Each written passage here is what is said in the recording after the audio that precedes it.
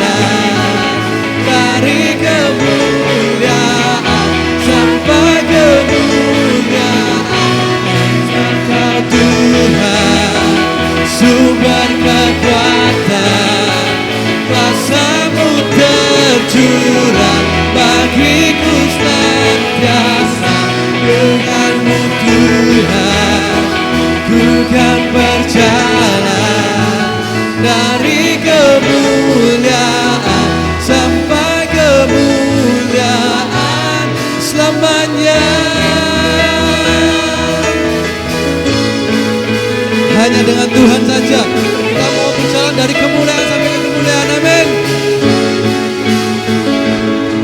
Yesus, Kaulah Raja dalam hidupku, berkuasa berjaya untuk selamanya. Yesus, Kaulah Raja dalam hidupku, berkuasa berjaya untuk selamanya. Hanya Kau Tuhan, sumber kekuatan, kuasa-Mu tercurah bagi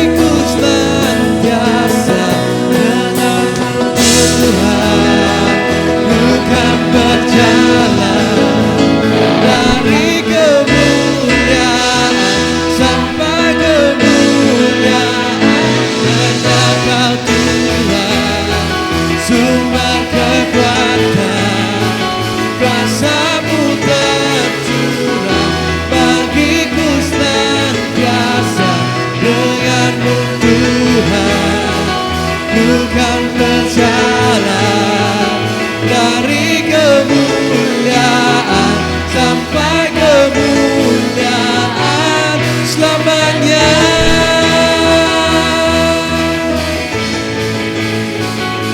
Selamanya.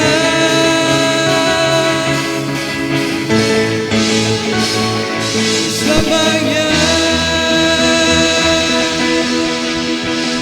Sorak-sorai buat Tuhan kita. Silakan duduk, mari kita siapkan hati kita untuk kita mau masuk dalam firman Tuhan.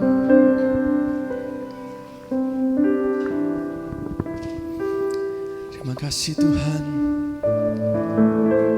Terima kasih Tuhan, penyertaan-Mu yang sungguh nyata buat kami Tuhan. Dan biarlah kami hari ini membalas dengan kami memberikan pelayanan yang terbaik, dengan memberikan penyembahan yang terbaik untuk-Mu Tuhan. Mari saudara-saudara kita pakai waktu-waktu ini untuk kita menyembah Tuhan kita lebih lagi.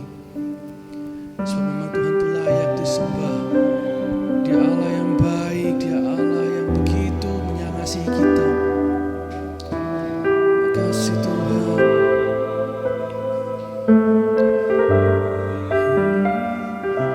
Terima kasih Tuhan.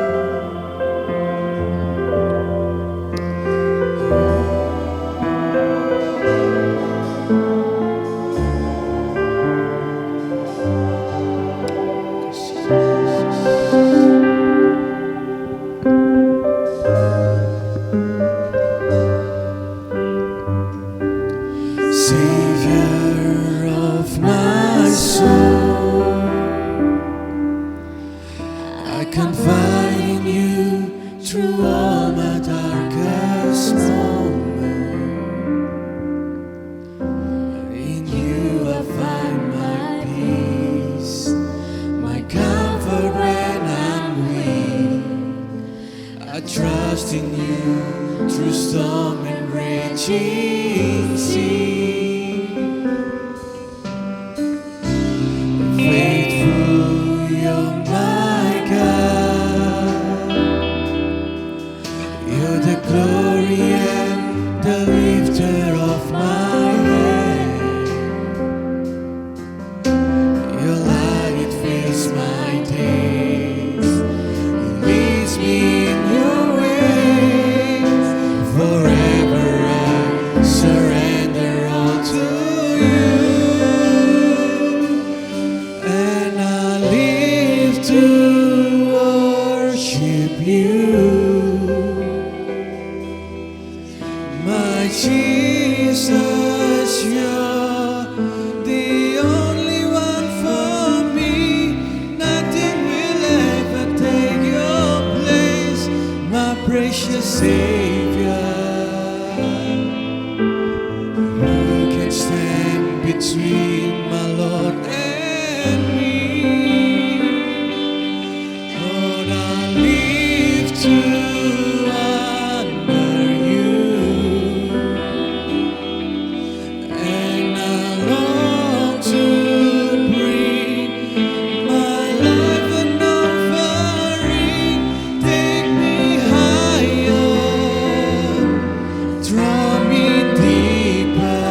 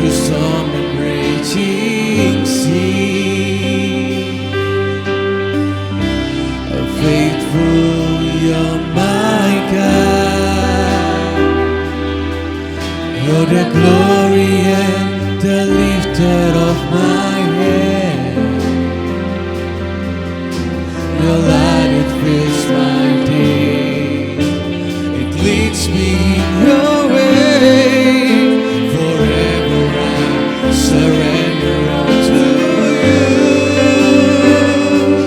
and I live to worship you,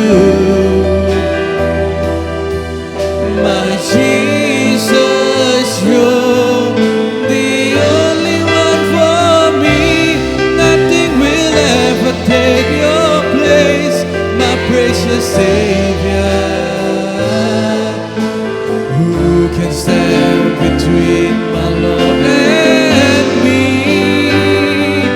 Lord, I live to honor you, and I long my life an offering. Take me higher, draw me deeper. I give all to be with you, and I live to worship you, my Jesus. The only one for me.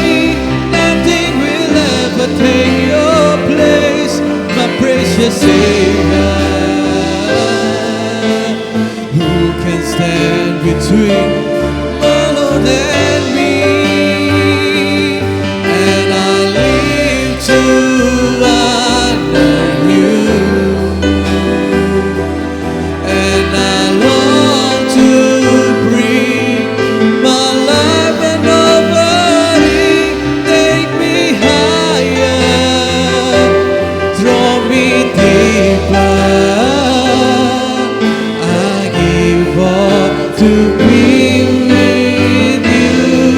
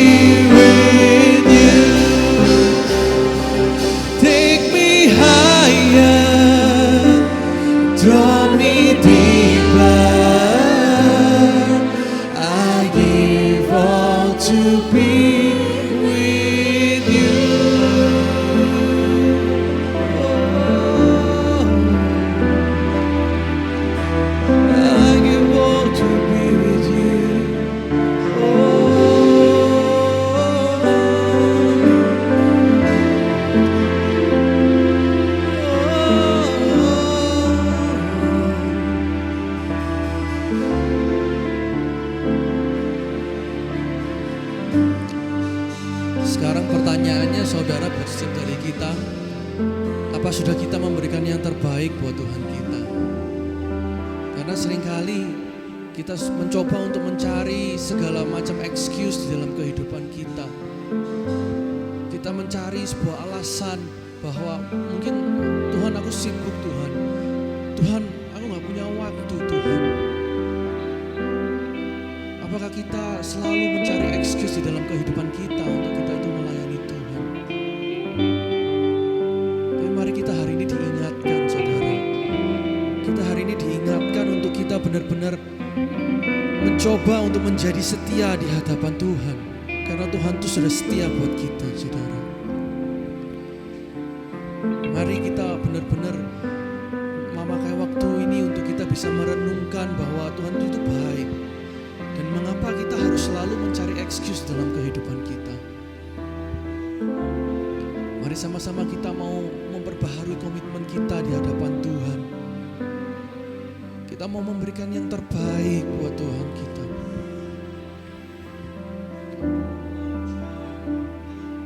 Jangan kita mau untuk hanya mendengarkan semua apa yang kita mau. Tetapi ketika kita memang ditegur secara keras, biarlah kita benar-benar kembali kepada Tuhan. Kita benar-benar memusatkan hati kita lagi untuk Tuhan kita. Hari ini kita mau diingatkan lagi bahwa tetap bagaimanapun keadaan kita, mari kita untuk memilih setia di hadapan Tuhan. Karena yang dibutuhkan hanya kesetiaan, bukan skill kita, bukan kemampuan kita yang dibutuhkan sama Tuhan. Tapi bagaimana kita mengikuti segala perintah Tuhan di dalam firman-Nya. Mari kita angkat suara kita, mari kita mengangkat hati kita lebih lagi. Seperti wanita mengurapimu, menangis di bawah kakimu. Demikian hidupku mau mengasihimu, Yesus Engkau baik bagiku. Seperti wanita mengurapimu, menangis di bawah kakimu. Demikian hidupku mau mengasihimu, Yesus Engkau baik bagiku. Sampai akhir ku menutup mata, ku tetap setia menanti janjimu. Sampai ku dapatkan mahkota kehidupanku, ku tetap setia untuk melayanimu.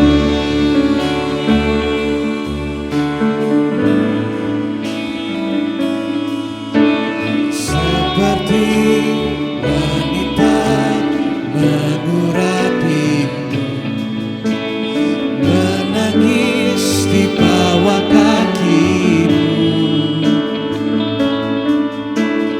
Demikian hidupku mau mengasihimu, Yesus Engkau baik bagiku.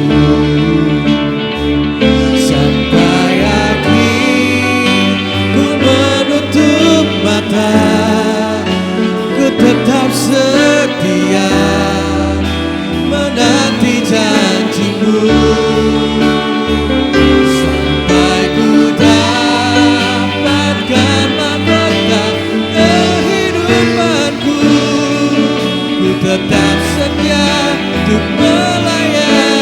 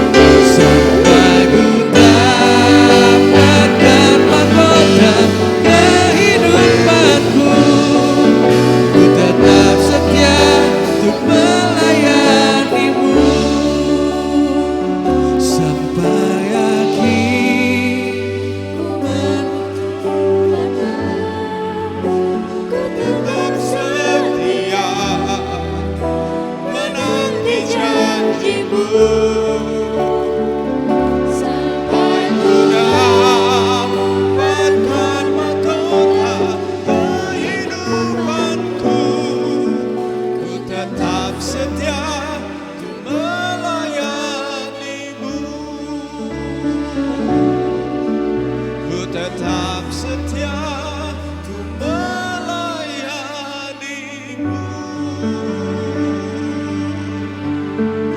Haleluya, haleluya, haleluya, haleluya. Terima kasih Tuhan, terima kasih Tuhan. Terima kasih Tuhan. Terima kasih Tuhan buat hadirat-Mu di tengah-tengah kami pagi hari ini. Kesetiaan-Mu selalu menjadi contoh teladan buat kami.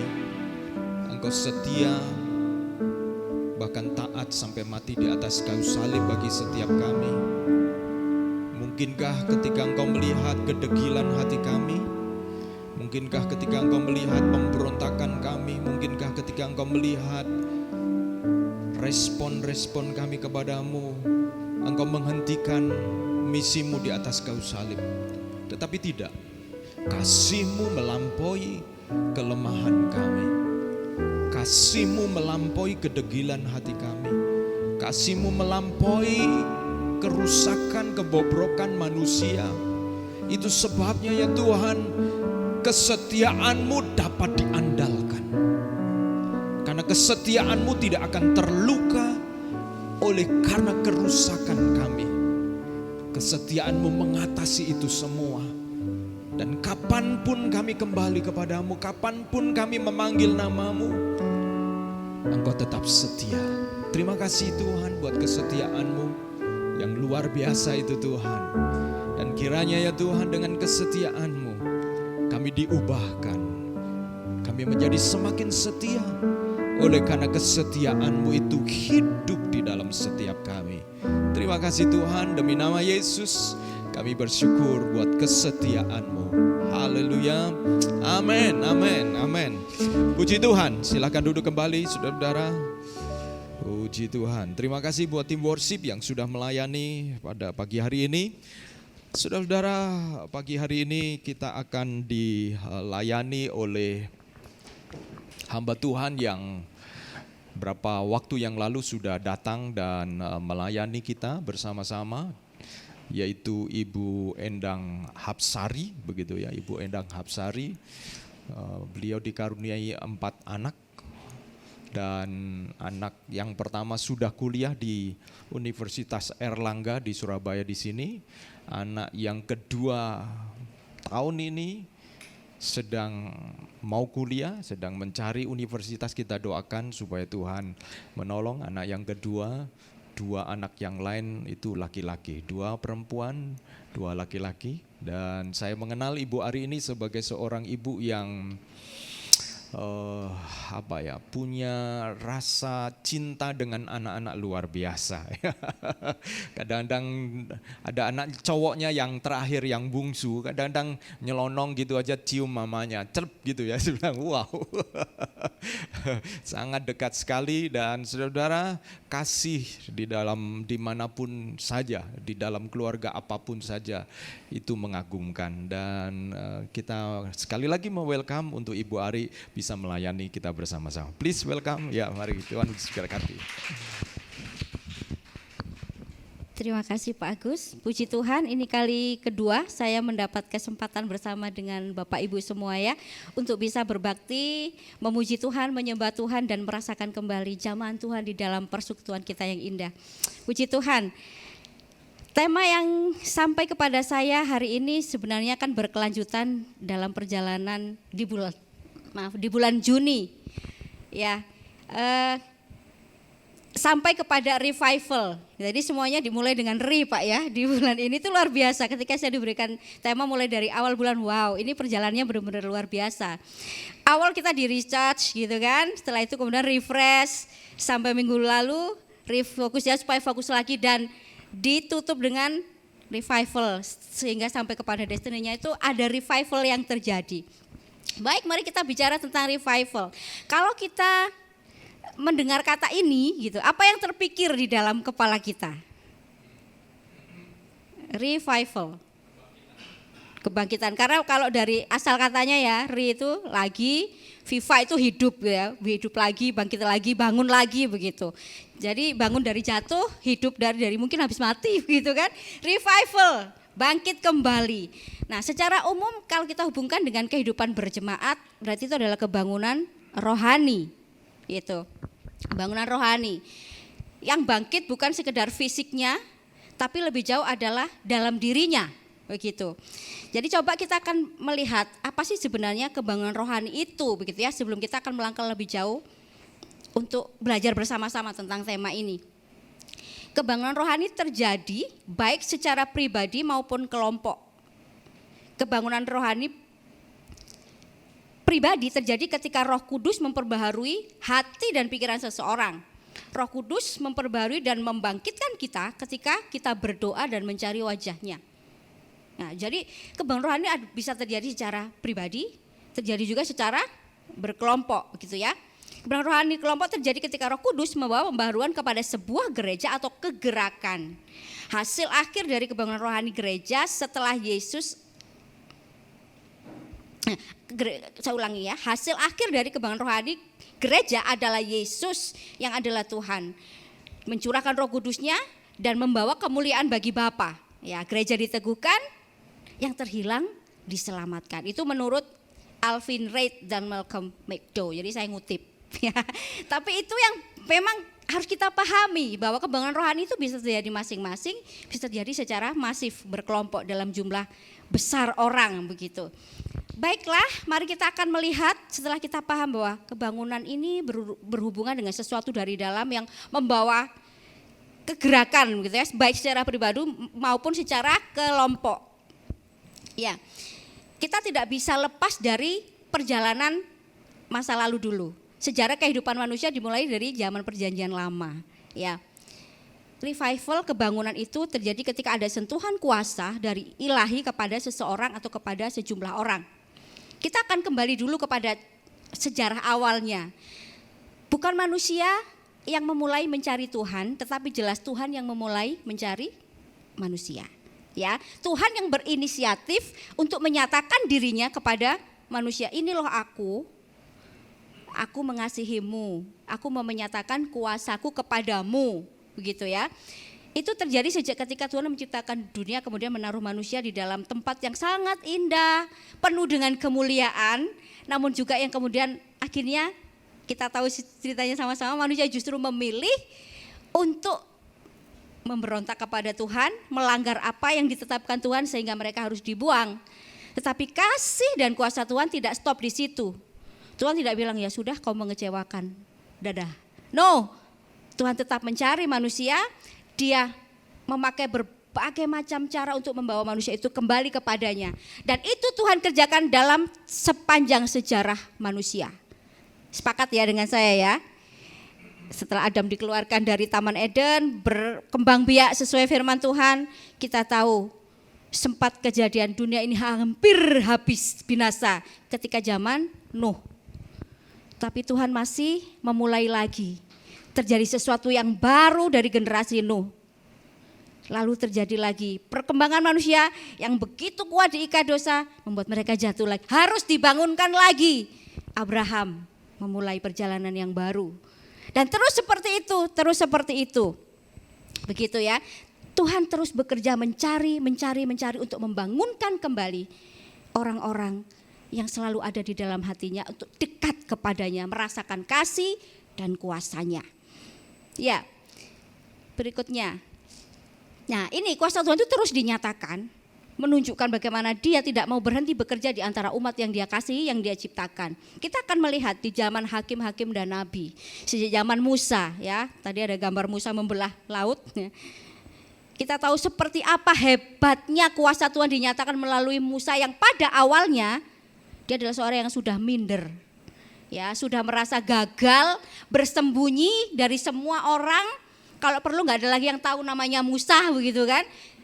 Menjadi gembala, melupakan segala cita-cita besarnya karena peristiwa di Mesir, dia membunuh seorang Mesir demi membela bangsanya, tapi kemudian justru dia harus kabur.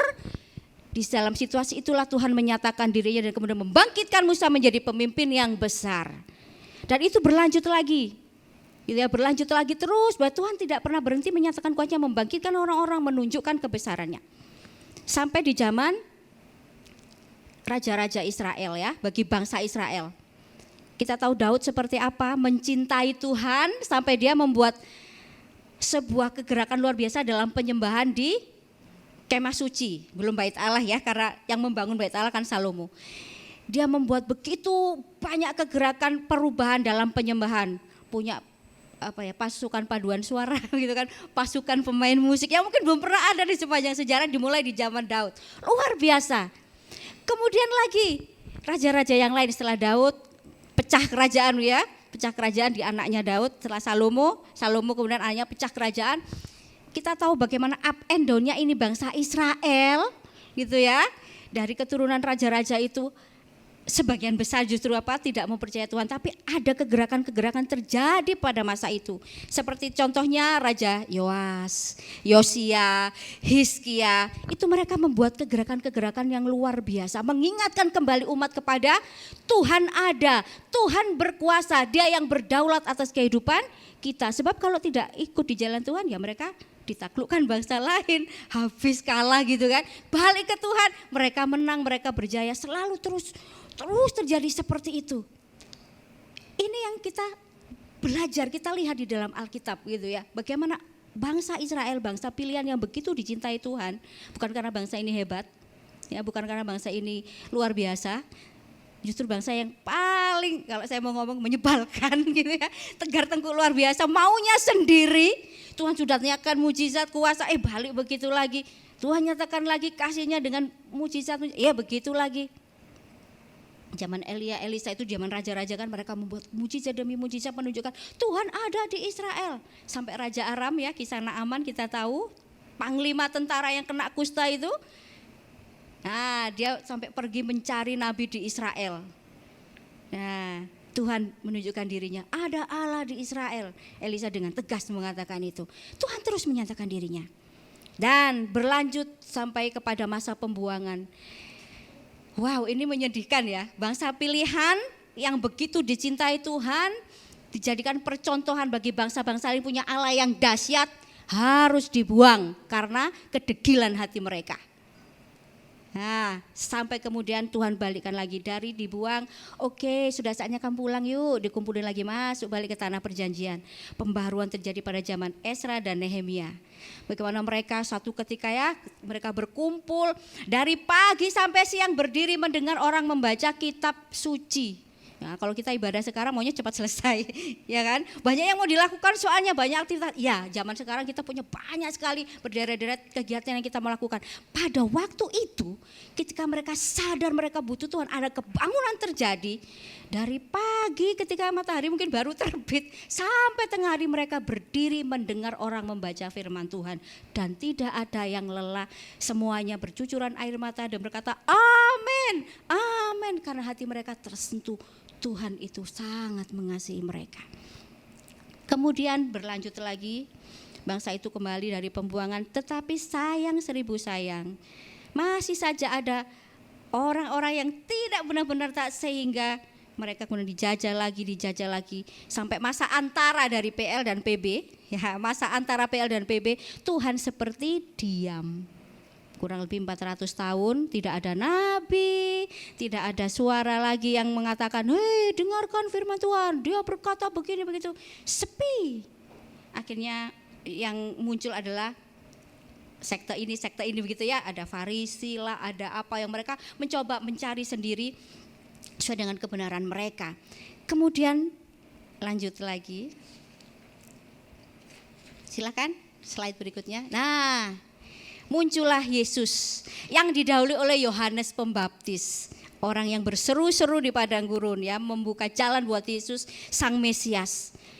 Terjadi sesuatu yang dahsyat di masa itu, yang betul-betul tidak terpikirkan mungkin oleh mereka, tetapi sayangnya pro dan kontra terjadi luar biasa. Ya, kita sama-sama tahu ceritanya seperti apa perjuangan Yesus ketika dia datang dan melayani.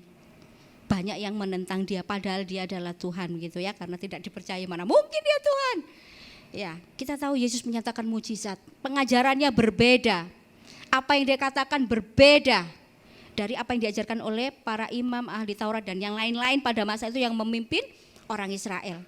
Kalau Bapak Ibu atau saudara-saudara ini mungkin mengikuti film The Chosen ya, yang series itu, Nah, kita tahu ya, walaupun itu ada juga rekayasa-rekayasa di sana, ya walaupun masih masuk akal juga sih begitu. Tapi kita bisa mencoba membayangkan ya, seperti apa situasinya pada waktu itu ketika Yesus hidup di tengah-tengah manusia di sekitarnya, di bangsanya sendiri, bangsa Israel, bangsa yang dia cintai, yang dia pilih. Mujizat dinyatakan, kuasa Yesus dinyatakan. Bahkan bukan hanya itu ya, murid-murid Yesus pun diberi kuasa. Waktu mereka diutus berdua begitu, pergi ke sana, ke kota ini, ke desa mana, mereka pun sudah merasakan ada kuasa di dalam dirinya ketika Tuhan mau memakai hidup mereka. Kita tahu Tuhan tidak pernah berhenti bekerja. Di sepanjang zaman itu ada, dia lakukan untuk menunjukkan siapa Tuhan kepada setiap orang. Bahkan sampai di zaman kita sekarang. Ya, dan kuasa itu masih sama. Kuasa Tuhan tidak pernah berubah. Mungkin kalau kita mencoba melihat ke diri kita ya, seandainya saya ini hidup di dalam zaman perjanjian lama dulu, kira-kira saya ini termasuk orang yang mana? Ya, kalau di zaman bangsa Israel keluar dari Mesir, saya akan menjadi orang yang nurut sama Musa? Ataukah saya ini adalah orang yang ikut berteriak, Musa, ngapain kamu bawa aku ke padang gurun? Mau mati di sini. Di Mesir aku makan daging enak, walaupun disiksa jadi budak. Tapi lebih milih makan daging dengan dicambuk tiap hari. Gitu.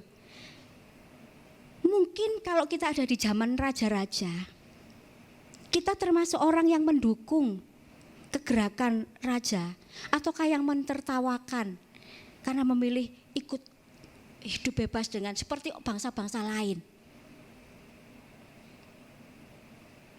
Zaman berbeda betul, ya suasana yang kita hadapi berbeda betul. Tetapi prinsipnya masih sama. Kita mau bangun atau mau terlena dan tidur. Tuhan tidak pernah lelah mencari umat yang Dia kasihi. Tidak pernah lelah. Kita kadang-kadang yang lelah kok disuruh ibadah gitu. Waduh, ketemu hari ibadah lagi. Gak datang sungkan sama teman. Nanti ditanya Pak Gembala lagi, aduh gimana? Padahal Tuhan gak pernah bosan loh mencari kita. Kamu di mana nak? Kamu di mana? Tuhan gak pernah lelah. Dan Tuhan tahu kelemahan setiap manusia ya. Maunya tuh lebih enak nuruti keinginannya sendiri ketimbang mengikuti Tuhan yang dalam pahaman kita sih seringkali kok sulit ya Tuhan gitu ya. Sulit sekali mengikuti Tuhan. Begini gak boleh, begitu gak boleh. Padahal itu kebaikan kita dan kita sangat tahu itu. Tapi bersyukur setelah Yesus naik ke surga, ya, Dia mencurahkan Roh Kudusnya. Silakan slide selanjutnya. Jelas ketika Yesus berpesan kepada murid-muridnya di dalam Yohanes 16 ayat 8. Gitu ya. Di situ kita bisa baca ya, bahwa tujuan Roh Kudus datang, diberikan untuk menunjukkan kebenaran. Untuk menunjukkan kamu berdosa, ayo bertobatlah. Supaya kita insaf dari semua hal-hal yang salah yang Tuhan tahu itu harus kita tinggalkan. Dan juga memberi kuasa untuk murid-muridnya, orang percaya menjadi saksi Kristus. Itu tujuan Roh Kudus datang.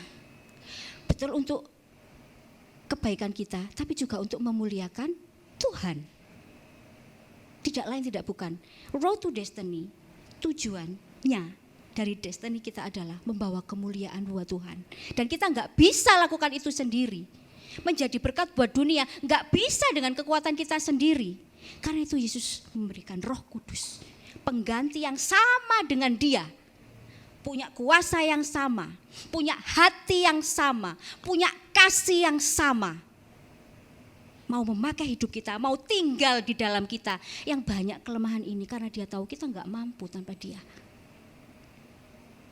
Kadang-kala kita yang tidak sadar, Roh Kudus itu sudah diberikan, ada dalam diri kita. Kita diemin Dia loh. Seringkalinya kita cuma meminta izinnya, persetujuannya, ya, untuk kita begini, begitu, tapi nggak nanya, ini cocok nggak buat aku, ini benar nggak kalau aku lakukan. Tapi Roh Kudus datang untuk menunjukkan yang benar, yang tepat, yang cocok, yang baik, yang pas buat kita. Ya, karena dia mau kita bangun, bangkit. Untuk apa? Jadi berkat buat dunia. Enggak buat diri kita sendiri. Karena dari awal ketika Tuhan menciptakan manusia, tujuannya adalah membawa kemuliaan, kebesaran. Mari kita lihat yang berikutnya. Ya, hidup jemaat mula-mula gitu ya, ayat yang memang diberikan ya, untuk kita belajar. Seperti apa mereka? Saya akan coba membaca sekarang ya. Ini teks yang memang yang kita pakai hari ini.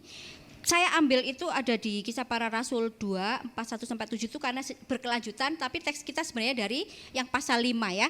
Saya akan baca yang pasal 5 saja. Ayat 12 sampai yang ke-16. Begini firman Tuhan. Dan oleh rasul-rasul diadakan banyak tanda dan mujizat di antara orang banyak. Semua orang percaya selalu berkumpul di Serambi Salomo dalam persekutuan yang erat. Serambi Salomo itu adalah tempat di satu sisi bagian bait Allah gitu ya, terbuka, tapi mereka bisa duduk di sana belajar firman Tuhan bersama-sama. Orang-orang lain tidak ada yang berani menggabungkan diri kepada mereka. Orang gak mau ganggu ketika mereka melakukan perkumpulan itu untuk belajar firman Tuhan. Namun mereka sangat dihormati orang banyak. Ini jemaat mula-mula dihormati orang banyak. Dan makin lama makin bertambahlah jumlah orang yang percaya kepada Tuhan, baik laki-laki maupun perempuan. Bahkan mereka membawa orang-orang sakit keluar ke jalan raya dan membaringkannya di atas balai-balai dan tilam. Supaya apabila Petrus lewat, perhatikan ini sungguh luar biasa. Kalau Petrus lewat, setidak-tidaknya bayangannya mengenai salah seorang dari mereka. Kena bayangannya saja sembuh. Dahsyat enggak? Dan juga orang banyak dari kota-kota di sekitar Yerusalem datang berduyun-duyun serta membawa orang-orang yang sakit dan orang-orang yang diganggu roh jahat, dan mereka semua disembuhkan. Apakah itu sekonyong-konyong tiba-tiba? Kalau istilah orang Malang ya, di sini enggak ada kali. Ujluk-ujluk gitu. Sembuh gitu. Terjadi mujizat ini. Tidak. Perhatikan di situ. Persekutuan yang erat. Orang percaya bersekutu, belajar firman, kuat berdoa, saling menopang. Kuasa Tuhan dinyatakan, mujizat terjadi. Dan itu dimulai sejak apa? Pentakosta. Pentakosta terjadi, Petrus berkhotbah, 3.000 orang bertobat. Mereka bertanya, kami harus bagaimana? Bertobat, berikan dirimu dibaptis, percaya kepada Yesus. Kemudian mereka mulai berkumpul. Setiap hari memecah roti, setiap hari ada perjamuan kudus. Setiap hari ada pembacaan firman, belajar sama-sama. Komsel barangkali ya, komsel kalau sekarang. Setiap hari mereka lakukan itu tanpa lelah karena mereka punya kerinduan yang besar untuk mengerti firman, untuk mengerti tujuan Tuhan memakai hidup mereka, memberi kuasa itu. Dan itu terus berlanjut di pasal yang kelima ini. Mereka dihormati banyak orang, disegani, dipandang wow. Luar biasa bukan? Itu yang terjadi di dalam jemaat mula-mula. Karena mereka apa? Mengandalkan kuasa Tuhan dan tahu tujuan mereka dibangkitkan itu untuk apa? Untuk membawa kebesaran Tuhan. Mereka dibangkitkan, mereka dijadikan sesuatu oleh Tuhan dan mereka dipakai untuk kemuliaan Tuhan. Berikutnya, siapa sih jemaat mula-mula itu sebenarnya? Sebagian besar adalah orang-orang yang sederhana. Kita tahu murid-murid Yesus ya, 12 rasul itu. Nah, kalau mau disebutkan satu-satu, diceritakan kisahnya, oh si Petrus ini nelayan, Yohanes sama Yakobus juga nelayan, Matius pemungut cukai yang dibenci orang begitu. Zelot siapa ya? Petrus ya, Simon orang Zelot itu adalah ikut kelompok yang mau Sionisme itu ya, gitu ya, mau memberontak kepada Romawi. Banyak macam-macam modelnya, tetapi sebagian besar mereka orang-orang sederhana. Termasuk seperti Matius itu yang pemungut cukai, orang berdosa yang dibenci sama orang lain gitu, pemberontak, ini pengkhianat bangsa gitu kan. Sampai Yesus pun disebut seorang yang perkumpulannya adalah orang berdosa gitu ya. Tapi Yesus mencintai mereka dan mendekati mereka untuk dipulihkan, dibangkitkan, dipakai. Dan mereka kemudian menjadi orang-orang yang percaya kepada Yesus sebagai Mesias.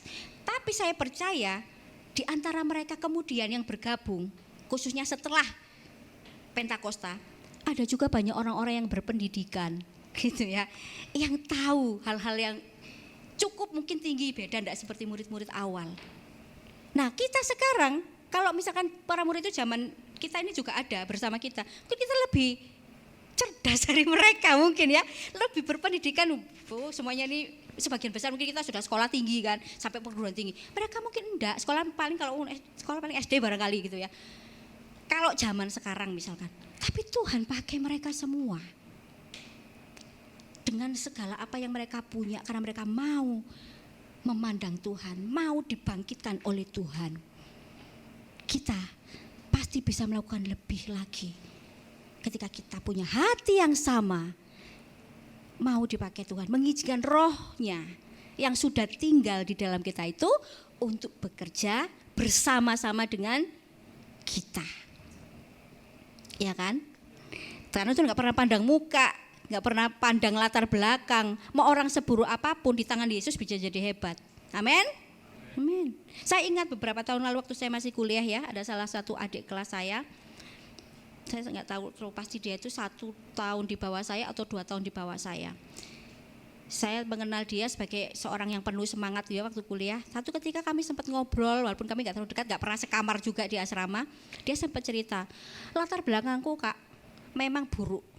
Aku anak broken home, keluarga aku nggak karu-karuan. Tetapi aku mau buktikan bahwa kalau Tuhan sudah panggil aku nggak akan kayak orang tuaku. Itu kebangunan di dalam dirinya. Dia berkomitmen itu. Dan akhirnya sebelum lulus ketemu pasangannya ya, disati juga teman sekelasnya. Dan sampai sekarang walaupun saya jarang komunikasi, paling lewat Facebook sesekali begitu ya, karena saya juga jarang sosmedan. Nah itu saya bisa melihat apa yang dia katakan waktu itu terbukti. Latar belakangku gak akan menjadikan aku sama seperti yang dialami orang tuaku. Karena ada Yesus di dalam dirinya, ada kuasa yang membangkitkan dia. Dia menjadi pelayan Tuhan tapi juga sekaligus guru ya, punya 3 anak dan hidup bahagia, hidup baik-baik. Kita semua punya latar belakang. Mungkin ada masa lalu yang kita tahu kalau orang lain ya mendengar gitu mungkin malu atau bagaimana. Masa lalu adalah masa lalu, Tuhan tidak melihat itu. Ya, ada bagian-bagian dalam hidup kita yang kita nggak bisa pilih itu terjadi. Harus kita hadapi itu saja. Tapi hari ini dan hari esok, ya itu pilihan kita mau bagaimana menyikapi dan menjalaninya. Ada kuasa Tuhan yang akan menolong kita mengubah dari apa yang mungkin kita sesali dulu, tapi hari ini menjadi sesuatu yang berbeda dan menjadi luar biasa. Seperti jemaat Tuhan. Mula-mula itu orang-orang sederhana yang mereka dulu cuma berpikir ya yang penting hidup cukup lah hari ini dan besok ya. Yang penting bisa seterusnya sampai ya Tuhan memanggil pulang. Tapi kemudian ketika Roh Kudus datang kepada mereka, hidup mereka berubah. Tujuan hidup gak cuma untuk menghabiskan waktu di dunia, menunggu saat ajal, tidak. Aku harus bekerja buat Tuhan. Tuhan Yesus sudah menyatakan dia kepada orang lain. Kita bisa lakukan yang sama. Karena Roh Kudus masih sama dulu, sekarang dan selamanya. Selanjutnya, revival akan terjadi lagi? Oh pasti. Tuhan masih terus bekerja, gak akan pernah berhenti bekerja. Kita mungkin tidak selalu melihat dia bekerja. Karena kita bertanya, Tuhan kerja gak sih? Tuhan ngapain sih? Tuhan kok kayak diem? Dia tahu waktunya. Dia tahu saatnya. Dia tetap bekerja. Yang paling penting adalah ini. Kita mengizinkan Roh Kudus menuntun hidup kita. Kalau kita punya Yesus, ada rohnya di dalam kita. Mau tidak mau, seharusnya dengan sadar kita akan katakan, Tuhan, aku mau dipimpin oleh Roh-Mu. Amin. Galatia pasal yang kelima itu, ya, yang kita mungkin sebagian besar hafal, ayat yang 22, 23 ya. Karena itu memang ayat yang selalu sering kita bicarakan ya, buah roh. Tapi bagian belakangnya apa yang dia katakan? Barang siapa menjadi milik Kristus Yesus, ia telah menyalibkan daging dengan segala hawa nafsu dan keinginannya. Jikalau kita hidup oleh roh, baiklah hidup kita juga dipimpin oleh roh. Kita semua yakin bahwa Tuhan menginginkan kita menghasilkan buah roh. Tetapi tidak rela dipimpin oleh Roh Kudus, ya nonsen, tidak bisa. Kita nggak akan mampu menjadi orang yang mengubah hidup kita dari yang seperti ini menjadi seperti secara betul jika bukan Roh Kudus yang menolong. Mungkin kita coba merenung ya. sekian tahun dulu saya dikenal sebagai orang anggaplah gitu. Seperti saya dah contohnya. Saya adalah orang yang cukup pemalu gitu. Kalau masuk di lingkungan baru, ada minder-mindernya karena dari keluarga yang terlalu sederhana. Kalau mau jujur-jujuran agak miskin gitu ya pada waktu itu. Keluarga yang sangat sederhana tinggal di kampung gitu. Kalau ketemu orang itu rasanya kayak aduh dilihatin aneh gitu. Gak ada pede-pedenya sama sekali. Siapa saya? Siapakah saya ini? Gitu ya. Gak ada pede-pedenya sama sekali. Tetapi ketika saya sadar Tuhan punya rencana dalam hidup saya. Tuhan mulai perlahan-lahan kikis, kamu berharga, kamu bernilai. Hargamu adalah salib Kristus. Itu sangat mahal. Kamu harus yakin, kamu bisa, gitu ya, diubah. Mungkin ada di antara kita yang dulu pemarahnya luar biasa, gampang banget tersinggung. Dia omongin apa, merasanya kayak dia yang dibicarain, padahal enggak gitu. Setelah sekian tahun, ternyata iya ya, sekarang aku mau dibilangin apa, cuek, nggak ngefek, karena apa? Sudah diubahkan. Itu tidak bisa kita lakukan sendiri kalau kita tidak berserah kepada Roh Kudus.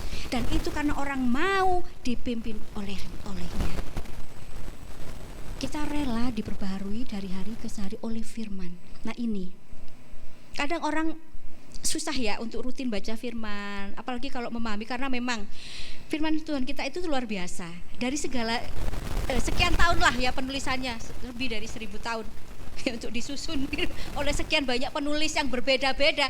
Jadi dari kitab ini ada yang narasi, ada yang syair, semuanya kayaknya susah dipahami. Hanya saya paling enak ya PB, kayak ya masih dekat ke zaman kita lah ya kalau perjanjian baru gitu. Apalagi surat, kita familiar dengan itu, surat menyurat gitu. Walaupun sekarang surat-suratnya email gitu ya, pakai elektronik. Masih lebih familiar. Kadang-kadang kita nggak paham, nggak ngerti.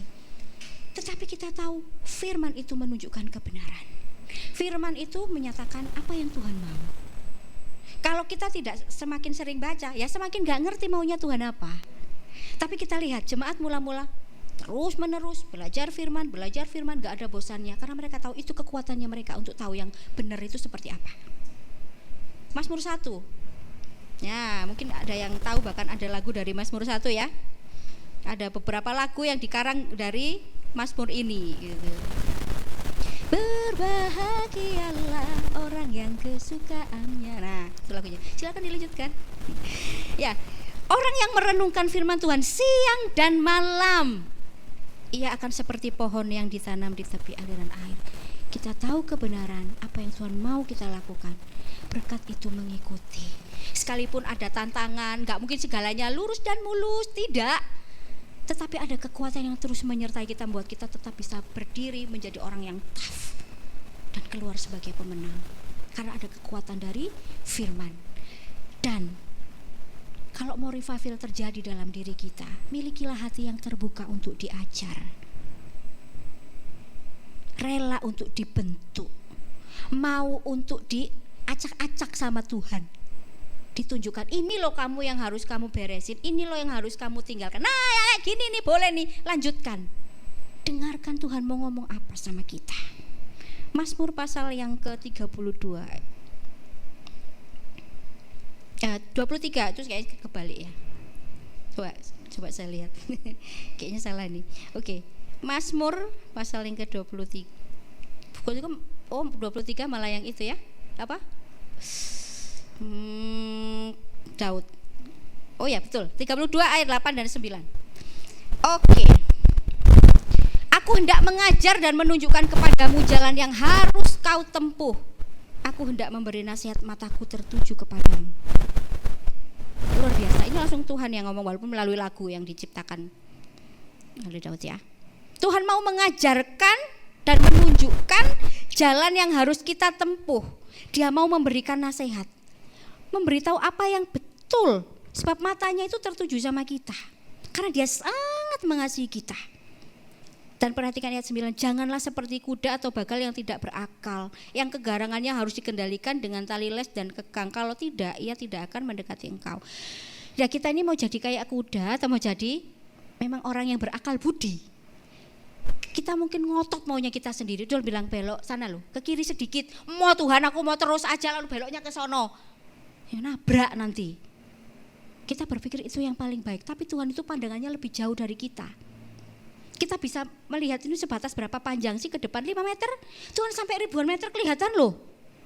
Kenapa kita tidak nurut sama yang lebih jauh melihat dan memandang? Tapi ngotot pada maunya kita sendiri, kita tahu belum tentu itu benar kadangkala.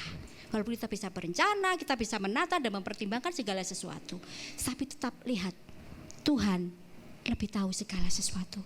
Mari terbuka apa yang Tuhan mau ajarkan, biar kebangunan itu terus ada di dalam diri kita.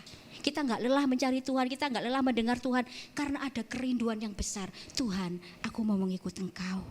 Berikutnya, ini yang dikatakan oleh Alan Roypet, salah seorang hamba Tuhan yang juga penulis buku ya dari Inggris. Dia mengatakan, there is no revival possible in any fellowship without price being paid. Nggak ada kebangunan rohani yang terjadi begitu saja tiba-tiba, kecuali ada orang yang rela membayar harganya.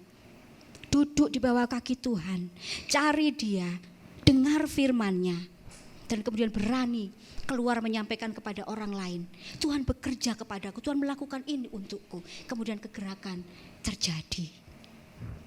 Kemudian kegerakan terjadi. Saya akan tutup dengan satu kisah ya dari orang tua saya sendiri. Kami sebenarnya bukan dari keluarga Kristen.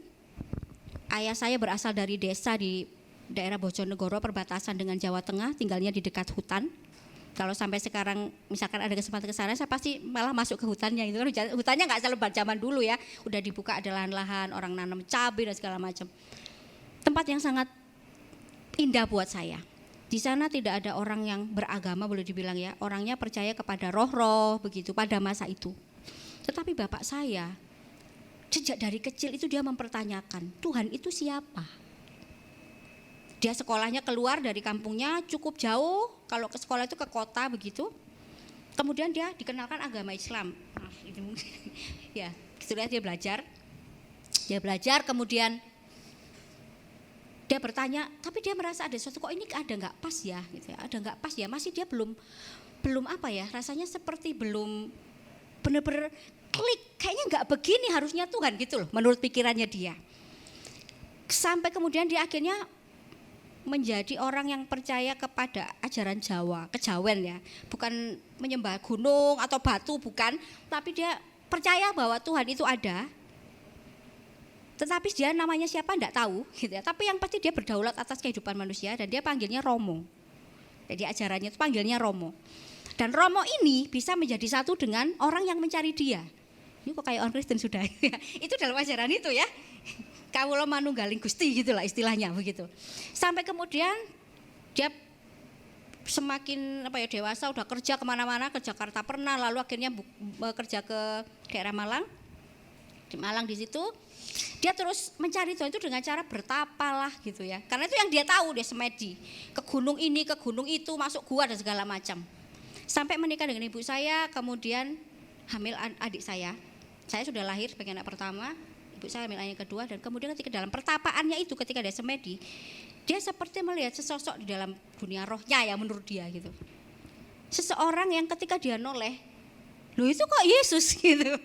Waduh, dia nggak percaya karena dalam pikiran dia Yesus itu manusia, pasti bukan Tuhan dong, mana bisa disembah gitu. Nah, tapi kemudian dia bertanya, kamu itu siapa gitu. Seseorang itu kok beneran Yesus ya? Kamu siapa? Dan dia mendapat jawaban dalam bahasa Jawa sih, ingsun iki ingsun gitu, karena tapanya pakai Jawa ya. Aku adalah aku. Tahu ayat itu ada di mana? Keluaran. Kalian tidak pernah tahu Alkitab. Aku iki urip, aku adalah hidup. Oh, dia kejar, tanya terus. Dan kemudian ketika ibu saya semakin besar kehamilannya, ada perjanjian terjadi. Kalau kamu Tuhan, buktikan anak di dalam rahim istriku ini laki-laki. Ya. Lahirnya jam berapa, tanggal berapa, hari apa, kasih tahu. Kalau itu terbukti, berarti memang kau Tuhan. Laki-laki yang diminta harus kulitnya putih, hidungnya mancung. Aduh, spesifik banget ya. Itu permintaan bapak saya. Kemudian dia kerja keluar kota, ibu saya di Malang, dia Madiun atau Kediri, saya tidak terlalu ingat. Kemudian udah mendekati masa kelahiran, terdengarlah suara dalam doanya. Ya, masih dengan cara doanya yang lama itu karena belum Kristen ya. Pulang, istri mau melahirkan, dia balik pulang ke Malang. Lah kok belum apa-apa gitu. Sampai besok paginya tiba-tiba terdengar suara jam 6. Jam 6 lahir dan bapak saya langsung nungguin, begitu keluar laki-laki kulitnya putih, hidungnya mancung. Ya, berarti Yesus Tuhan gitu. Dia langsung sujud. Percaya kepada Tuhan Yesus. Kalau sekarang enak kan, mau tahu laki-laki perempuan ke dokter aja. Zaman dulu nggak bisa. Itu menjadi perjanjian, persepakatan Tuhan dengan bapak saya. Kebangunan terjadi. Bapak saya langsung percaya kepada Tuhan, menerima Yesus dan dia ditentang banyak orang. Ibu saya itu sempat marah sampai gak dibukain pintu kamar, gak boleh masuk gitu ya. Karena ngapain percaya sama, karena itu kan yakinnya Yesus itu manusia gitu loh. Akhirnya percaya kepada Tuhan Yesus dan sejak itu mau guncangan seperti apa yang bapak saya alami, dia tidak pernah berkata nyesel aku ikut Yesus. No. Karena dia tahu bagaimana dia menemukan keselamatan itu, menemukan kebenaran itu. Sesulit apapun dia katakan, kalau enggak Yesus, aku enggak akan selamat. Yesus yang menunjukkan dirinya pada aku, gitu. Dan kebangunan itu membawa keluarga kami percaya. Sampai saya dengan adik-adik saya, kami berlima semuanya masuk sekolah teologi, ya. Kami semua melayani Tuhan. Adik saya yang anak perjanjian itu dengan, lain kali mungkin ada kesempatan cerita ya Pak ya. Up and down-nya gimana dia jadi anak berandalan, bolak-balik di urusan dengan polisi sampai akhirnya menjadi hamba Tuhan hari ini. Itu luar biasa. Tuhan berkarya secara pribadi, revival inside in me, tapi kemudian itu berdampak kepada yang lain. Hanya bapak saya yang satu orang mencari Tuhan dengan bertapa itu tadi, membawa 5 anaknya, dipakai Tuhan, bertemu banyak orang yang kemudian juga bersentuhan dengan Tuhan Yesus. Kegerakan itu disebarkan terus. Kita pun bisa. Tuhan tidak memandang muka, Tuhan tidak melihat orang. Siapa kita? Bukan siapa-siapa. Tapi Tuhan mau kita dipakai olehnya. Diarahkan menjadi seperti dia. Lalu menyatakan siapa Yesus kepada dunia. Amin. Mari kita tundukkan kepala. Haleluya. Terima kasih Tuhan. Karena Engkau mau melihat setiap kami yang ada di ruangan ini. Kami yang punya banyak kelemahan. Kami yang mungkin juga seorang yang keras hati. Yang merasa tahu segala sesuatu seolah-olah tidak membutuhkan Engkau. Kami datang mungkin karena rutinitas di tempat ini. Tapi hari ini kami belajar. Tuhan mau hidup kami dibangkitkan. Dan Tuhan akan pakai kami. Sebab Engkau sudah ada di dalam diri kami. Kami sudah menjadi milik-Mu Tuhan. Engkau mau terus mengubahkan kami, membaharui hidup kami. Agar kami bisa menjadi seperti Engkau. Mengasihi dunia. Membawa kabar keselamatan. Membawa orang lain pun merasakan kasih-Mu yang sempurna. Haleluya.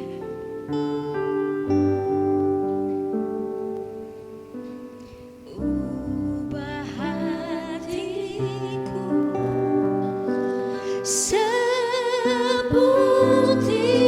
hati-Mu, setulus salib-Mu, kasih-Mu. Amin. Ya Tuhan, biar mataku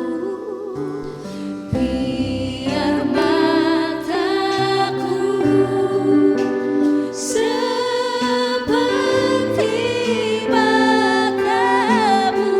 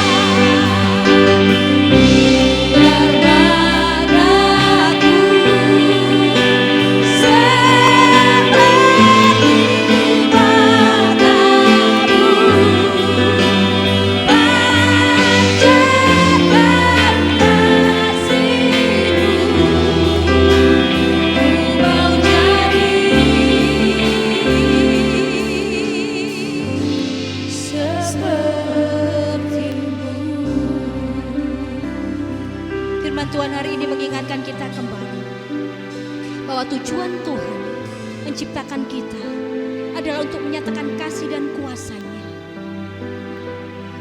Dia mau memakai hidup kita untuk membawa mereka yang terhilang kembali ke dalam dekapan kasih-Nya juga. Tetapi itu harus dimulai dari diri kita sendiri yang sadar dan rela diubahkan setiap hari, mengizinkan Roh Kudus bekerja untuk menolong kita terus-menerus menjadi semakin serupa dengan Tuhan Yesus. Kita butuh Tuhan. Kita butuh Dia membangkitkan hati kita, jiwa kita, roh kita, untuk kita melakukan apa yang Tuhan mau. Haleluya. Mungkin kita bisa beralasan apapun, Tuhan aku gak bisa, aku begini, aku begitu. Tapi Dia akan tetap berkata, anakku, ada kuasaku yang akan memungkinkan kamu melakukannya. Jika hati kita rela, hati kita terbuka, maka akan Tuhan nyatakan yang terbaik di dalam kehidupan kita. Jika saudara-saudara, Bapak Ibu semua, kita mau bersepakat, Tuhan, aku mau Engkau bangkitkan. I want to have that revival in you.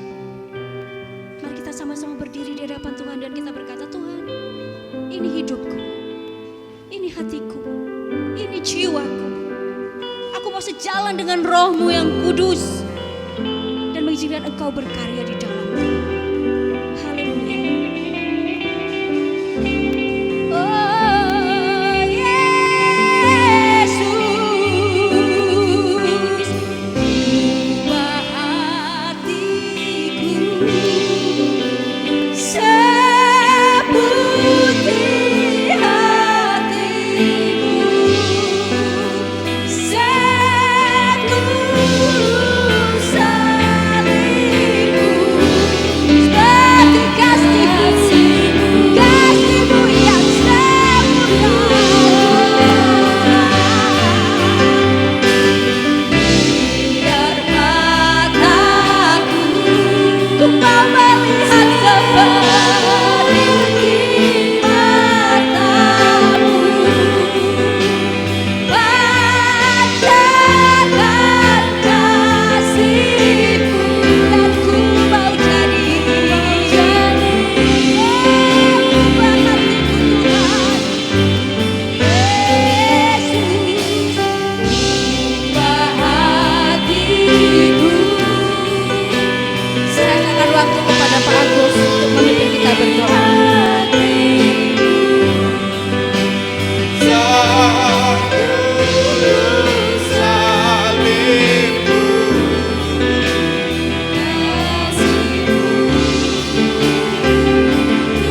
Tuhan, biar mataku, biarlah Tuhan Engkau menjamah mata hati kami untuk Engkau, bukakan kami Tuhan, amin.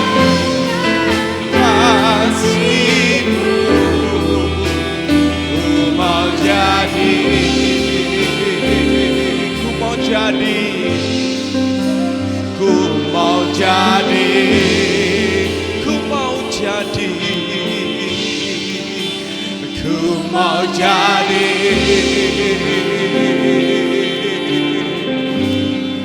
seperti-Mu.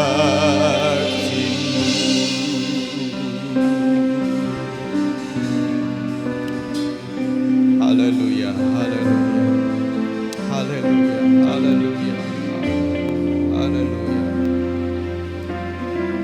Saudara-saudara, percayakah saudara kepada Allah?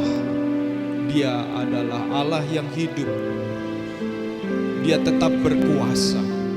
Sekalipun kadang-kadang kondisi, situasi di sekitar kita seolah-olah memaksa kita untuk seperti sulit percaya bahwa Yesus adalah Allah yang berkuasa.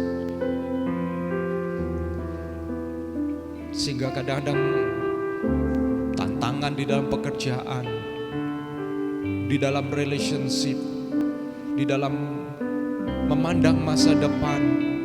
Kita seperti berjuang sendirian. Kita berjuang dengan kekuatan kita. Saudara-saudara, yang diperlukan adalah ayat-ayat tadi mengatakan orang-orang membawa yang sakit di pinggir jalan. Mereka menyediakan saja kesempatan untuk Tuhan bekerja.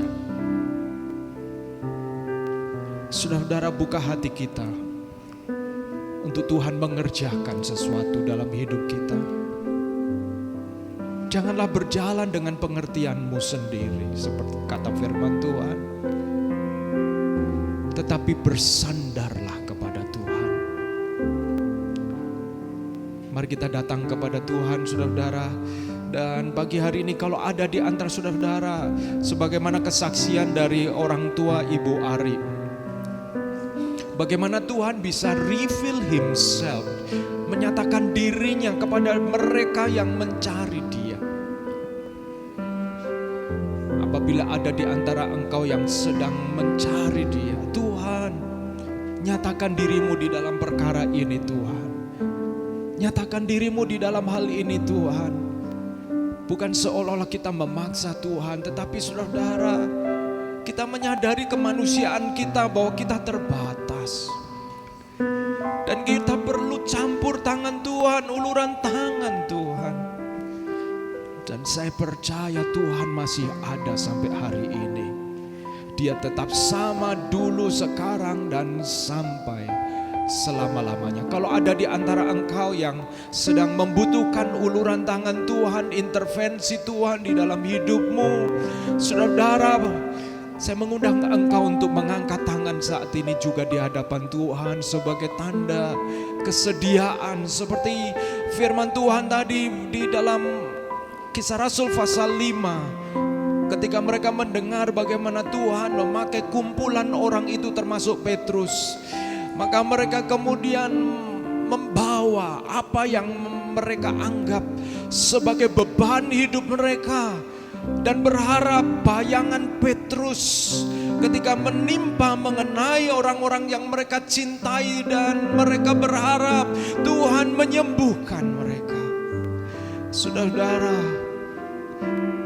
mari kita jangan membatasi Tuhan bagaimana cara Dia bekerja.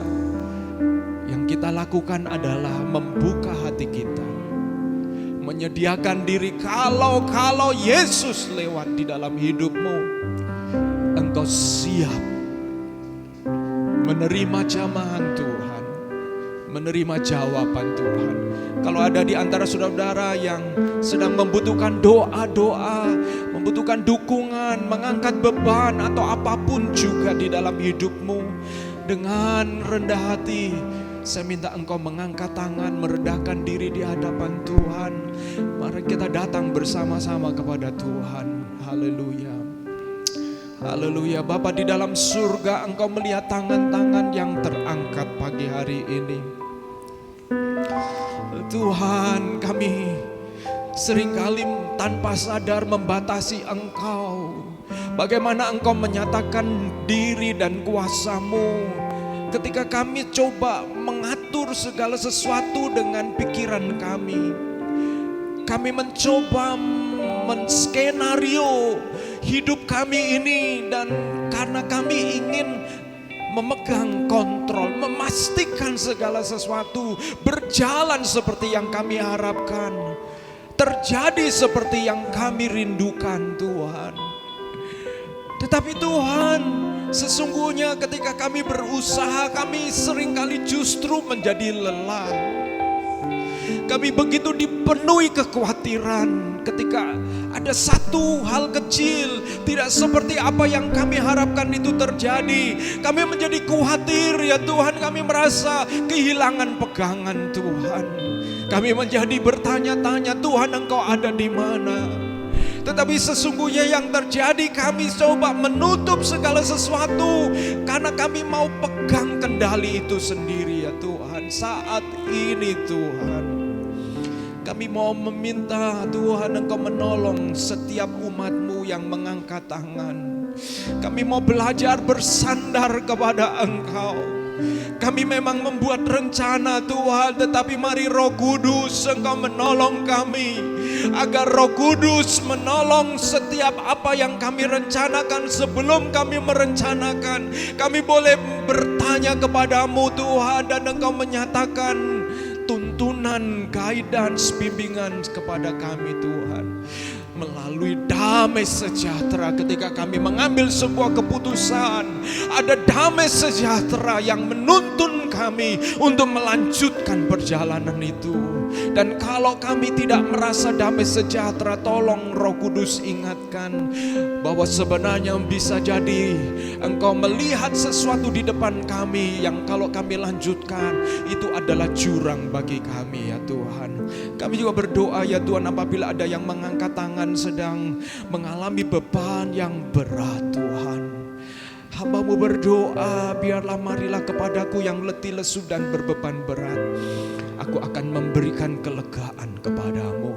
Biarlah Engkau berfirman kepada saudara-saudara kami ini, kalau mereka sedang membutuhkan kekuatan, Engkau berikan kekuatan. Kalau mereka sedang membutuhkan satu ketetapan hati untuk mereka melihat, belajar untuk mengandalkan Tuhan, belajar menunggu jawaban Tuhan, Tuhan Engkau memberikan mereka ketetapan hati, seperti Daniel berketetapan hati untuk tidak menajiskan dengan makanan yang sudah dipersembahkan kepada berhala. Dan Tuhan menghormati ketetapan hati Daniel, sehingga Tuhan memuliakan Daniel berada pada tempat posisi yang dihormati oleh orang-orang lain karena imannya kepada Engkau Tuhan. Kami juga berdoa ya Tuhan, Engkau menolong kami ya Tuhan. Mungkin kami tidak mengangkat tangan, tetapi kami perlu sesuatu, bahwa Engkau adalah Allah yang hidup. Hamba-Mu berdoa, Engkau nyatakan kepada orang-orang muda ini bahwa Engkau adalah Allah yang hidup. Di dalam waktu-Mu, di dalam kesempatan, nyatakan diri-Mu dengan kasih-Mu. Terima kasih Tuhan. Kami juga mendoakan untuk Ibu Ari yang sudah melayani. Engkau berkati hamba-Mu, Engkau berkati keluarganya, suami dan 4 anaknya. Kalau Rena saat ini sedang mencoba untuk mendaftar ke beberapa university, Tuhan Engkau pimpin anakmu ini Tuhan. Engkau buka jalan, Engkau hormati kerinduannya dengan menyatakan kehendak-Mu secara lembut kepada Rena ya Tuhan. Terima kasih ya Tuhan. Kami juga berdoa Tuhan, Engkau memberkati setiap kami yang sudah mendengarkan firman Tuhan. Demi nama Yesus Kristus kami juga berdoa. Amin, amin. Puji Tuhan. Berarti terima kasih. Saudara silakan duduk kembali.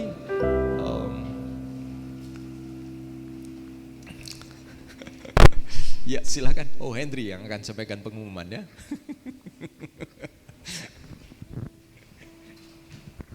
Ya maaf salah koordinasi. Ya terima kasih Bu Endang untuk sermonnya. Terima kasih teman-teman juga yang sudah hadir.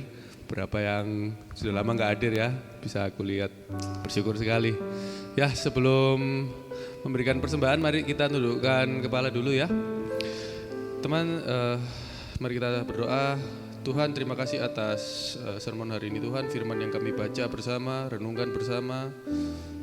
Tuhan kami belajar sesuatu untuk bisa mengalami apa yang Engkau janjikan itu Tuhan. Biarlah Engkau sertai firman itu, Roh Kudus bantu supaya hati kami bisa menyerap, menerima dan mengerti Tuhan yang terutama Tuhan. Dan sebentar kami akan memberikan persembahan Tuhan. Engkau sertai persembahan ini, hati kami yang memberi, para pemberi, biarlah Engkau sucikan, murnikan Tuhan motivasi kami Tuhan. Terima kasih Tuhan, kami serahkan persembahan ini dalam nama Yesus, amin. Ya, mohon maaf ya aku nggak persiapan ayat renungannya hari ini, salah paham ya. Tapi ya itu kita bisa transfer ya, online saja boleh kalau teman-teman sudah biasa online ya biasanya. Karena fisik boleh juga di kotak di belakang. Lalu seperti biasa minggu ini kita ada more juga ya. Jadi aku encourage teman-teman untuk berdoa bersama ya. berdoa literally pray with words. Jadi kalau kita tuh kadang-kadang berdoa merem gitu, diem gitu ya, itu cenderung ngalor ngidul ngomongnya. Nah kita di dalam more itu kita suarakan apa yang mau kita doakan. Nah itu menurut saya pengalamanku sih lebih baik dan lebih bernilai ya, lebih bermakna. Itu sih more setiap hari Selasa ya 7.30 nanti linknya akan di broadcast. Lalu ada juga KTB ini juga bisa online, kadang-kadang online juga tapi seringnya onsite. Beberapa kali kita ada online karena ada teman-teman berhalangan ya, ada yang kelahiran, ada yang keluar kota, ada acara gitu. Tapi ya nggak menghalangi kita untuk tetap KTB. Ya itu aja pengumumannya, saya kembalikan ke Pak Agus.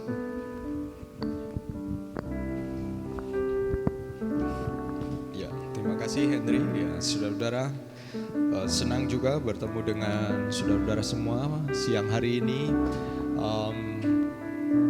Mari kita akan berdoa juga saudara-saudara untuk ya kalau tanggal berapa ya? Saya tidak salah tanggal 21 Jokowi sudah mengatakan bahwa endemi ya.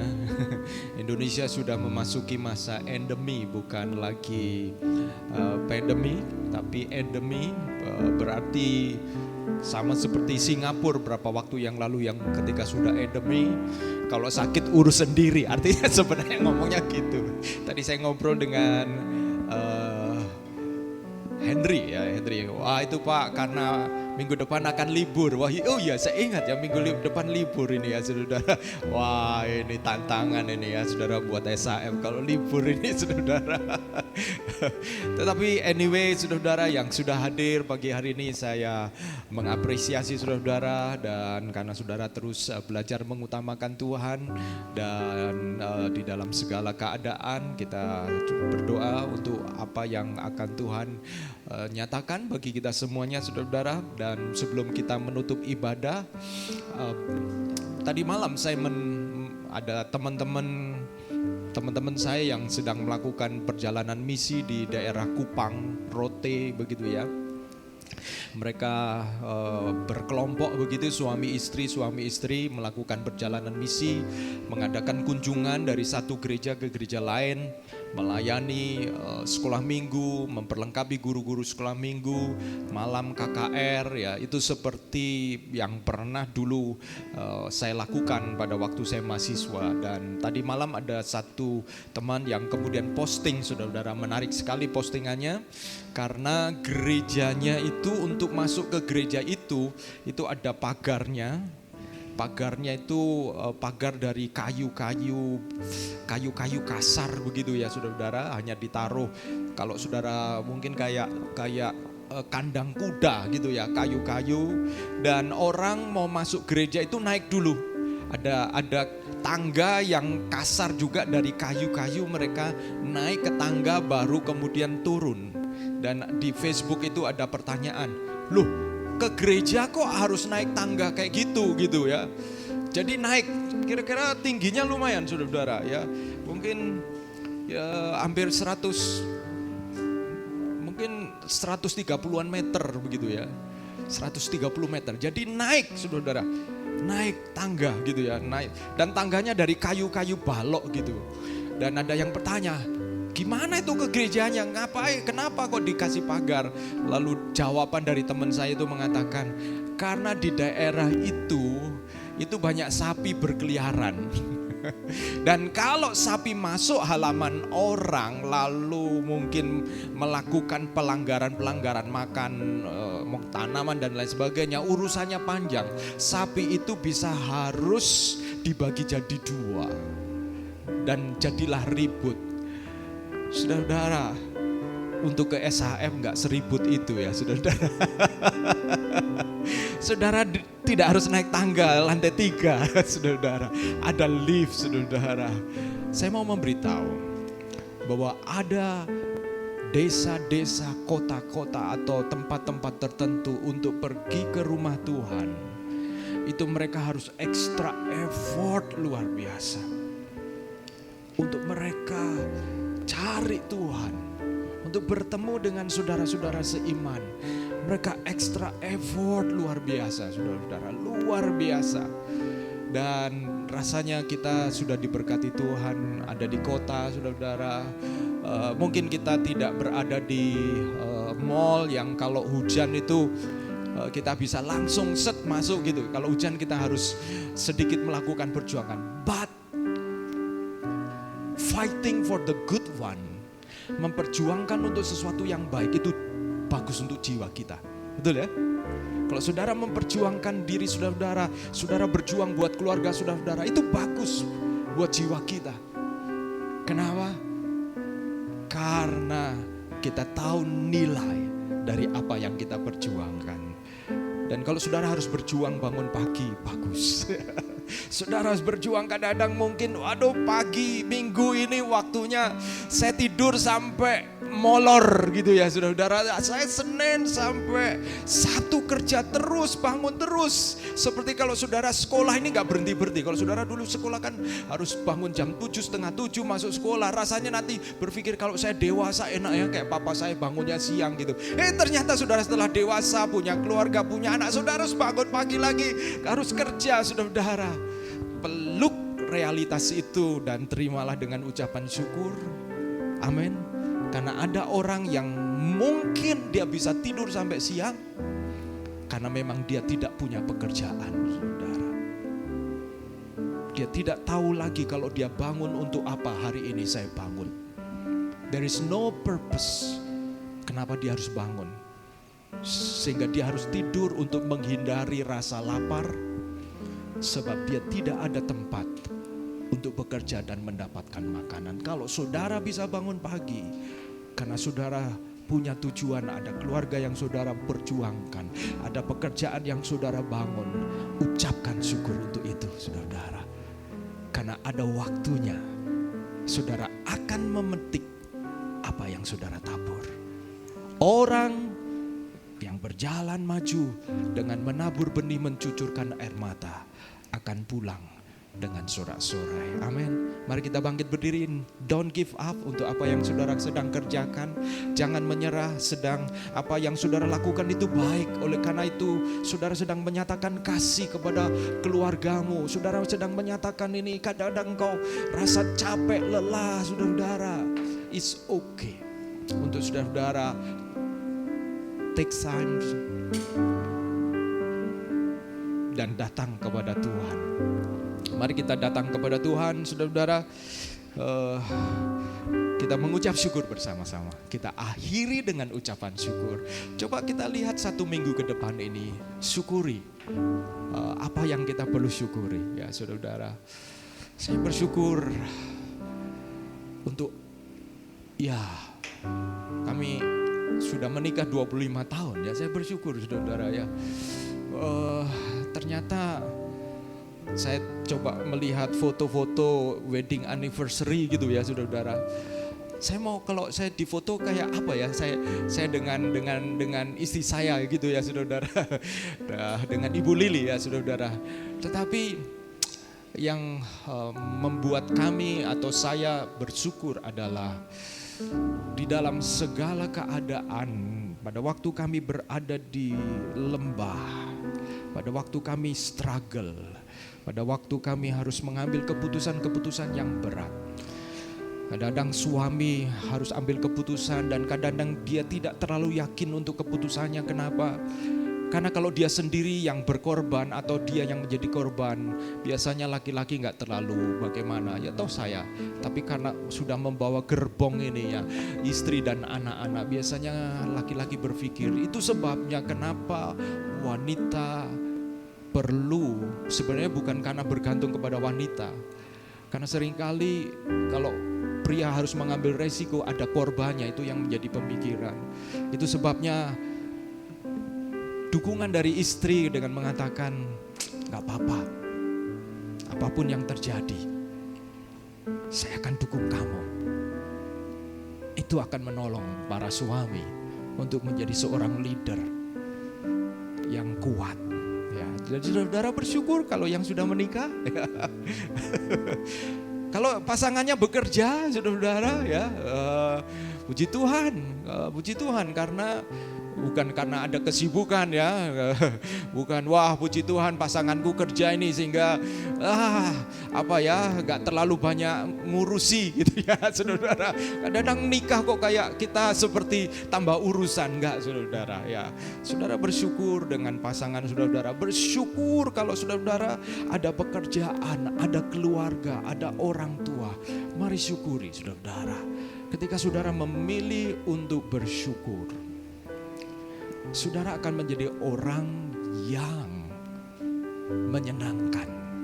Coba saudara bergaul dengan orang yang bawaannya ngeluh aja. Pagi ngeluh ya. Aduh matahari ini kok panas sekali ya saudara. Pokoknya semua dikeluhkan. Selesai hari itu saudara. Saudara capek sama orang itu ya saudara. Pegel saudara. Tapi kalau saudara bersama dengan orang ini, mungkin kita ngomong, aduh matahari kok panas sekali. Gak apa-apa itu sehat, vitamin D. Gitu ya saudara. Orang itu begitu positif. Orang itu akan membuat saudara, jiwamu akan merasa tenang bersama dengan dia. Belajar untuk mengucap syukur dengan apapun yang Tuhan berikan. Mari kita akhiri, kita berdoa bersama-sama, kita bersyukur buat apapun yang Tuhan izinkan terjadi dalam hidup kita. Haleluya. Terima kasih ya Tuhan, pagi hari ini kami mengucap syukur buat setiap pekerjaan jemaat Tuhan yang Tuhan percayakan. Kadang kalau kami mengukur dari target, bisa jadi kami merasa kami belum sampai kepada target yang kami inginkan. Tetapi Tuhan Engkau mengajar kami bahwa hasil itu sebenarnya ekspresi dari proses. Engkau Allah yang mengutamakan proses. Ketika kami diproses dalam satu situasi yang kurang menguntungkan, disitulah sebenarnya tangan Tuhan sedang mengerjakan kami, membuat kami menjadi lebih kuat, membuat kami bisa memandang bahwa Allah, Engkau tetap pegang kendali. Kami mau berdoa ya Tuhan, proses apapun yang sedang dihadapi oleh jemaat-Mu, biarlah hati kami tetap fokus kepada Tuhan. Sehingga orang-orang muda ini menjadi orang-orang yang tangguh di dalam Tuhan. Hamba-Mu berdoa buat setiap pasangan yang ada. Biarlah Tuhan Engkau memberkati suami istri, Engkau berkati mereka. Ketika mereka berjalan bersama di dalam pekerjaan mereka, mereka menjadi satu tim di dalam pekerjaan mereka. Biarlah mereka mengambil bagian demi bagian dan peran demi peran dengan rendah hati, saling mendukung satu dengan yang lain, bukan sedang berkompetisi, tetapi sedang mengerjakan tujuan goal yang sama. Kalau ada di antara saudara-saudara kami ini yang mungkin sedang membangun hubungan, mungkin mereka sedang menghadapi struggle di dalam hubungan mereka, biarlah Tuhan Engkau menolong mereka. Sebab Allah melampaui apa yang mereka bisa pikirkan. Kalau mereka tidak sedang menemukan jalan keluar, biarlah mereka tetap tinggal diam untuk bersandar kepada Tuhan. Hamba-Mu juga berdoa bagi jemaat-Mu yang sedang mencari pasangan hidup, menantikan pasangan hidup. Hamba-Mu berdoa ya Tuhan, penantian mereka tidak akan pernah sia-sia ya Tuhan, sebab mereka menanti yang terbaik yang dari Engkau. Dan sementara dalam masa mereka menanti, biarlah masa itu menjadi masa yang meaningful, masa yang bermakna. Karena sesungguhnya proses jauh lebih penting daripada titik akhir dari proses yang kami sering sekali sebut menjadi sukses. Karena kesuksesan itu akan diikuti pasti dengan proses yang berlain, proses mempertahankan sukses, proses sukses lebih besar lagi, sehingga tidak akan pernah berakhir. Kami mau berdoa juga Tuhan, Engkau juga memberkati setiap kami masing-masing yang punya anak-anak. Berkati anak-anak kami, apabila ada di antara mereka yang sakit, Tuhan jamah dan sembuhkan. Terima kasih kalau ada di antara saudara kami yang tahun ini, bulan-bulan ini mau memulai usaha baru. Tuhan Kau tolong mereka ya Tuhan. Biarlah Engkau adalah Yehova Jireh, Allah yang mencukupi. Engkau mencukupi mereka dengan hikmat. untuk mereka mengambil keputusan dengan benar. Mereka menemukan pegawai, berproses dengan pegawai itu dan tidak mudah menyerah. Sebab mereka belajar bahwa di tengah-tengah segala proses itu Engkau hadir bersama dengan mereka. Kami ucap syukur, kami juga memberkati saudara-saudara kami yang melayani dan yang sudah hadir pagi hari ini. Dan kiranya damai sejahtera Allah menaungi kami. Saudara-saudaraku yang kekasih, angkatlah tanganmu dan terimalah berkat Tuhan. Tuhan menyinari engkau dengan wajah-Nya dan memberikan engkau damai sejahtera. Ia menghadapkan wajah-Nya kepadamu dan memberi engkau sukacita di dalam segala keadaan.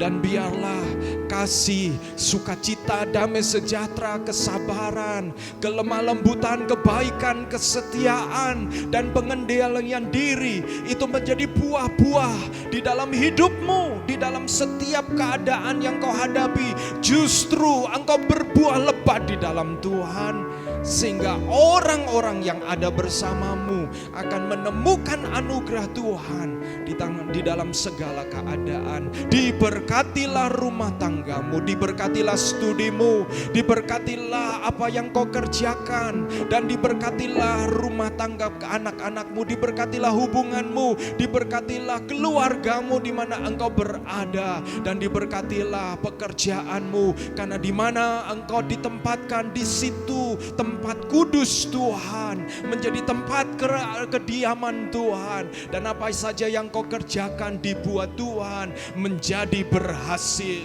Dan terimalah damai sejahtera dari Allah Bapa, kasih sayang dari Tuhan Yesus Kristus, dan penghiburan oleh karena Roh Kudus menyertai engkau dan saya mulai hari ini sampai Yesus menjemput kita semua, orang-orang yang setia. Haleluya, amin. Jadikan aku,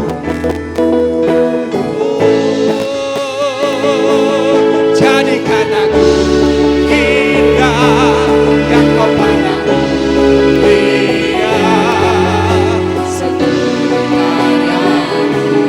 Di dalam hidupku ajakku berharap hanya kepadamu, dan setia kepadamu Tuhan. Jadikan aku indah yang kau pandang mulia.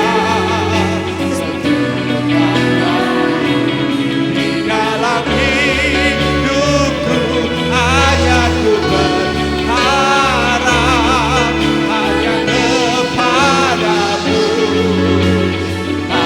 dan setia, dan setia, dan setia kepadamu Tuhan.